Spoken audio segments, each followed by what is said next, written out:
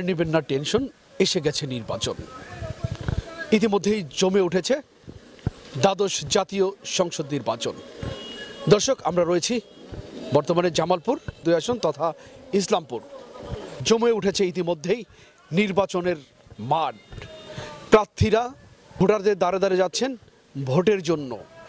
আনাচে কানাচে, হাটে মাঠে ঘাটে সব জায়গায় ছুটে চলছেন প্রার্থীরা ভোটারদের কাছে। এবার দ্বাদশ সংসদ নির্বাচন একটি অবাধ, সুষ্ঠু, নিরপেক্ষ নির্বাচন হবে বলে সবাই আশাবাদ ব্যক্ত করেছেন। ভোটের মাঠ কেমন দেখছেন?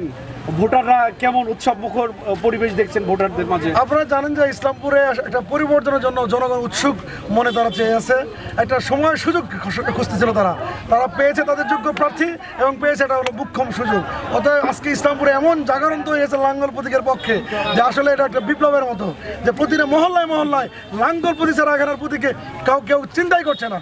অতএব আমি ব্যাপক উৎসাহ উদ্দীপনা দেখছি এবং আমি নিশ্চিত যে ইসলামপুরবাসী তাদের যে কাঙ্ক্ষিত পরিবর্তন তারা লাঙ্গল প্রতীকের বিজয়ের মাধ্যমে তারা করবে এবং ইসলামপুরের ভবিষ্যৎ বিনির্মাণ করবে। এখনো পর্যন্ত কোনো সমস্যা দেখছেন কিনা আপনার ভোটারদের মাঝে বা আপনার সমর্থকদের মাঝে?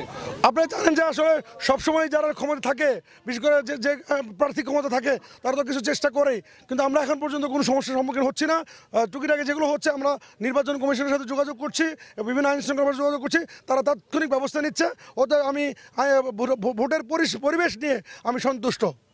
শেষ পর্যন্ত এই পরিবেশ থাকবে কিনা সেই জন্য আপনার কিছু বলার? আমি আশা করি যে সরকার যেভাবে সিদ্ধান্ত গ্রহণ করেছে, নির্বাচন কমিশন যেভাবে আগ্রহ দেখিয়েছে এবং তাদের যে সিদ্ধান্ত রয়েছে সেই সিদ্ধান্ত অনুযায়ী যদি তারা অটল থাকে, তাহলে যে বহির্বিশ্ব এবং দেশের মধ্যে যে নির্বাচনের একটা অনীহা, সেই অনীহা থেকে মানুষের অবস্থান বেরিয়ে আসবে এবং গ্রহণযোগ্যতা পাবে এবং গ্রহণযোগ্য এবং ফ্রি এবং ফেয়ার নির্বাচনের জন্য সরকার এবং নির্বাচন কমিশন অবশ্যই সচেষ্ট থাকবে।